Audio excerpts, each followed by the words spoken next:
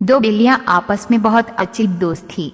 वे एक साथ खेलती, बातें करती तथा भोजन की तलाश में जाया करती थी।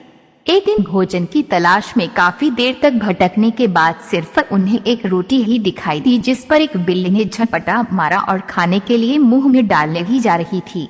तभी दूसरी बिल्ली उसे टोक कर बोलती है, अरे तुम अकेले कैसे इस रोटी को खा सकती हो? हम दोनों ने साथ में ही इस रोटी को देखा है, इसलिए हमें इसे बांट कर खाना चाहिए। पहली बिल्ली ने ये सुनकर रोटी एक टुकड़ा तोड़कर दूसरी बिल्ली को दिया, लेकिन वह टुकड़ा छोटा था, जिसे देखकर उसे बुरा लगा और उसने कहा, ये टुकड़ा तो काफी छोटा है, तुम मेरे साथ बेईमानी कर रही हो, तुम्हें रोटी के बराबर टुकड़े करने चाहिए।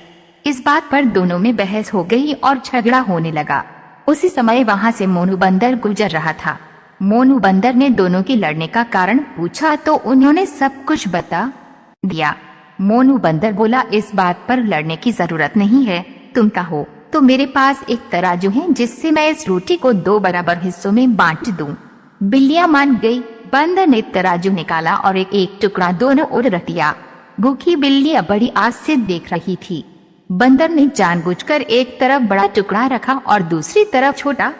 फिर बंदर बोला, अरे यह क्या, एक टुकड़ा दूसरे से बड़ा है, चलो मैं इसको बराबर कर देता हूँ। यह कहकर वह रोटी की बड़े टुकड़े को तोड़कर खा लेता है। फिर दूसरा टुकड़ा पहले से बड़ा हो जाता है तो बंदर उसे भी बराबर करने के लिए बड़े टुकड़े से कुछ हिस्सा तोड़कर खा लेता है। इस तरह ये सिलसिला चल जाता है और बंदर बराबर करने के लिए बड़ी रोटी को थोड़ा तोड़कर खा लेता है। जब रोटी के बिल्कुल छोटे छोटे टुकड़े बचते हैं तो बिल्लियां घबराकर कहती है, अरे बंदर भाई, तुम क्यों परेशान हो रहे हो, लाओ इस रोटी को हम लोग आपस में ही बांट लेंगे।